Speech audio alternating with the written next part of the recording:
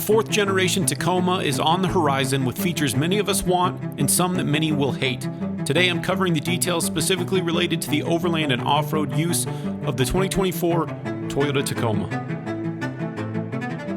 Okay, so let's touch on the new 4th gen Tacoma. There are some rumors floating around, there's some fact floating around. From what I understand, the Tacoma will be coming out first and the 4Runner will be to follow probably a year later, kind of like the Tundra and the Sequoia did. I don't know how much the guys at the expo know that are running like the events by the trucks and stuff. I don't think they're very high up. I know the engineers are there sometimes. I talked to some of those guys this year, but the people that were showing off the trucks, I did talk to them and they were saying that the 4th gen Tacoma will be the 2024 model year. From what I've collected, the Tacoma will be shown off in early 2023. And what that's probably going to be, if I were to guess, they did it last year on the Super Bowl. I'm not a football guy. I don't even remember when the Super Bowl is, but I would imagine that they're going to do it around that time. So they did it last time. It's kind of like when Marvel puts out their new movie trailers, they pay big money. So tons of people see it because basically the whole country's watching it. I would imagine that's when they'll do the same thing. I really hope so. I will watch football to see that commercial. So one of the things you'll read about on different forums is the Tacoma can't possibly be ready for a refresh already, and it won't be until 2026 because Toyota does these long cycles on the refresh, which is true. But the Tacoma, the 3rd gen Tacoma actually wasn't really a different truck than the 2nd gen was. It's basically the same truck, more or less. It shares a lot of parts. It's pretty much the same thing, but it had a different engine and a different transmission, which were basically hated by a huge number of people. But it wasn't a true redesign, as the truck is still due for a true redesign. Also, part of the reason that the Tacoma has to be redesigned is because it's going to save Toyota money, because they are going to this new platform to where all of their vehicles will share more than they once did, and it'll simplify the manufacturing process. In doing that, they have to redesign the trucks because they can't use the same frame as they are right now. And so while it's costing money now and it's a newer redesign than they would traditionally do, they're doing it for a reason. They have been spied in Colorado. They do have rear disc brakes finally. I have no idea why the 3rd gen, 2nd gen did not have disc brakes. My 1991 MR2 from Toyota had disc brakes. So why the trucks have been lagging that far behind doesn't make sense to me. My FJ's got disc brakes. So the 4th gen Tacoma will have coil rear suspension. On all of the prototypes that have been camouflaged, that have been spotted driving, they do have the rear covered very, very well. But you can see that the lower control arms are on the rear end, or the lower links. And so it's a coil sprung suspension for sure. It's probably gonna be a 5-link like my FJ is and like the 4Runners are. And so that is incredibly cool to hear.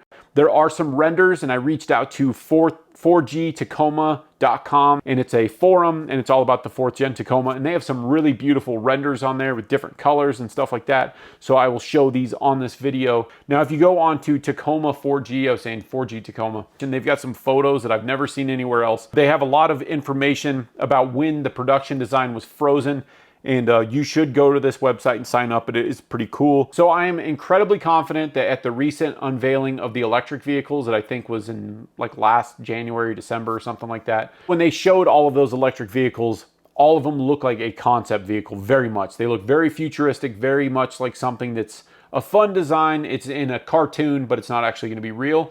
As the Tacoma in the background over there, it looks like a ready-to-go truck. It looked very refined, and it looked like the development of that had gone much farther than all of the other concepts. On the electric version, they showed that the front end was blocked off for like wind, because you don't need to cool an electric vehicle in the same way.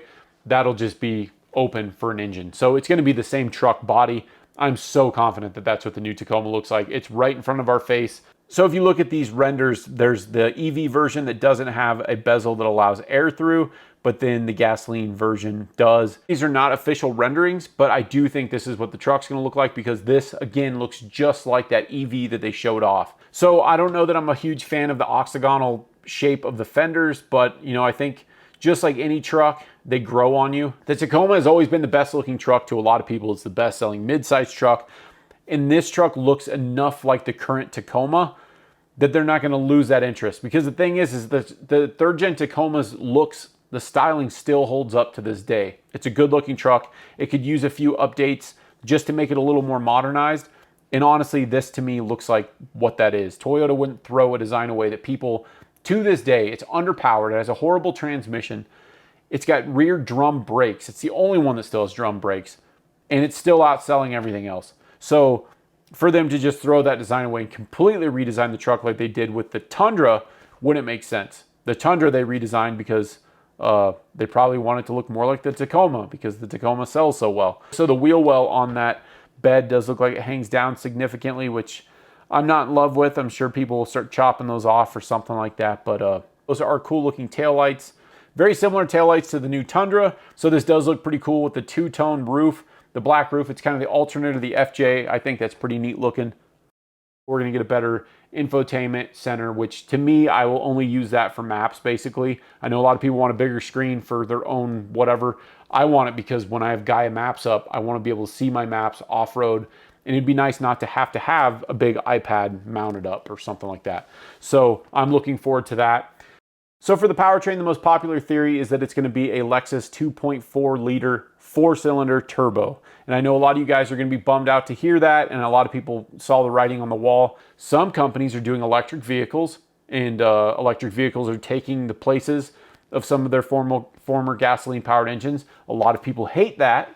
In the Overland world, obviously electric vehicles have their limitations because you have to find a charging place and yada yada. We won't go into it, but I know a lot of you hate the idea of an electric vehicle. A lot of people see the Rivians on the trail. I see this all the time on Facebook and stuff. They'll be like, oh, they bring a generator so they can recharge that when they run out of battery. So Toyota is putting a generator into these vehicles, and it's under the hood, and that will power the hybrid powertrain. So whenever you're driving, because in case you guys don't know, the new Tundra, it's a hybrid system on like the TRD Pros, and you can get on, I think, the Limiteds.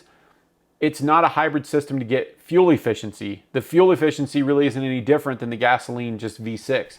But it gives you like 100 pound-feet more of torque. Basically, it's like a supercharger being put into these things. You can get more power out of the car. You really don't get any more fuel economy, but that battery system is delivering that instant torque. So just like the Tundra, when it stepped down from the V8, the new V6 twin turbo has the same power as that V8 did, and I think slightly more. Just like the Tacoma will. It'll have the same power with that 4-cylinder. If you don't want a hybrid, you don't have to have a hybrid, I imagine anyway. But the hybrid version will have a significantly more powerful system because you can have a gasoline burning generator powering that. And that is super cool because it's like getting a supercharger. Let's not forget on the electric motors. For the people that are going to say, oh, these systems are not reliable and they're not this and they're not that.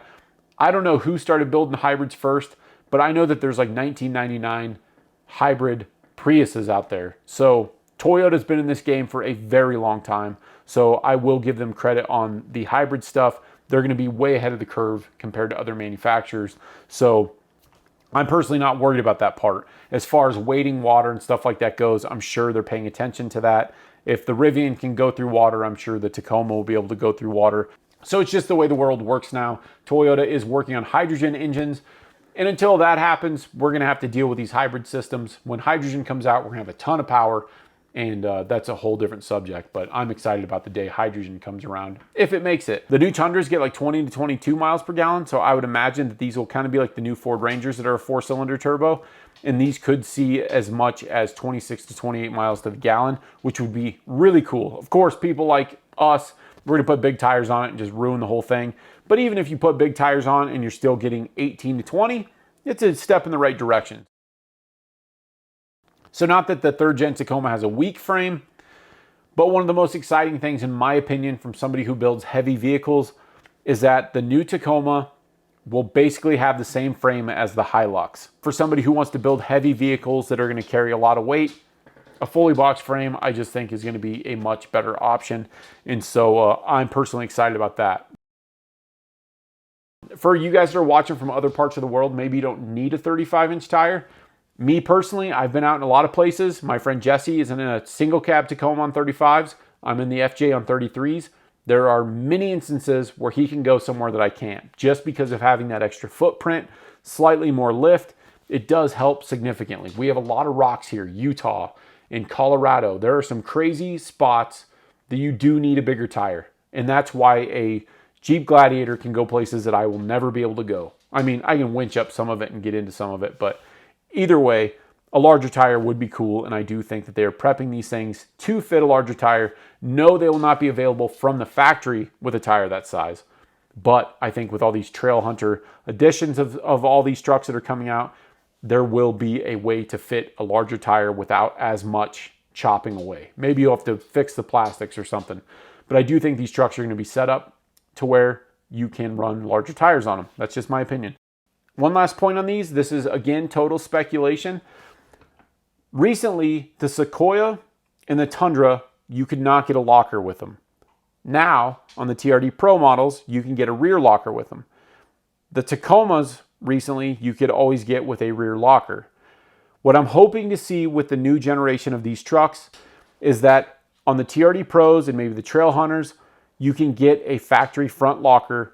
Because the larger trucks finally gained the rear locker, I'm hoping that their mid-size stuff gains a front locker. These are their off-road vehicles. In the United States, we no longer have a Land Cruiser. So the 4Runner and the Tacoma are their flagship off-roaders. Their flagship off-roaders should have a front locker. If they want to be competitive with the Bronco, with the Ford Ranger, with the ZR2, with the Gladiators and the JKs and stuff, they need to put a front locker on these things. And I think there's a possibility. I'm not gonna speculate too much on that. The 35 thing I'll stand behind. The front locker, I'm not sure about that. And maybe I'm wrong about all this. Who knows? I'm just a dude guessing stuff because I read so much on the internet. But I do think there's hope and that we might get a front locker. I do think there's hope that we're going to be able to fit bigger tires.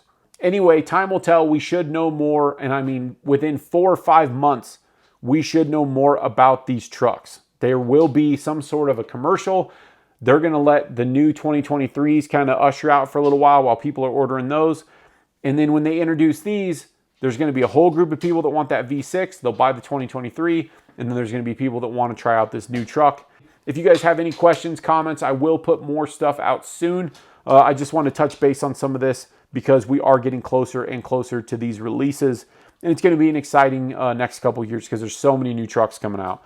There's all of the new Jeep engines coming out. There's the ZR2s coming out, the new Ford Ranger. This would be the perfect time for Toyota to launch a new truck to compete in that market. For you guys that are Toyota fans, I do have these shirts available. That's the classic retro Toyota colors, of course, FJ, 4Runner, Tacoma, and then it's got my Independence Overland logo on the side, and then I've got my FJ's, the Easter egg on the tag of the shirt. Kind of a cool shirt, but anyway, they're on the website. I'll link that below.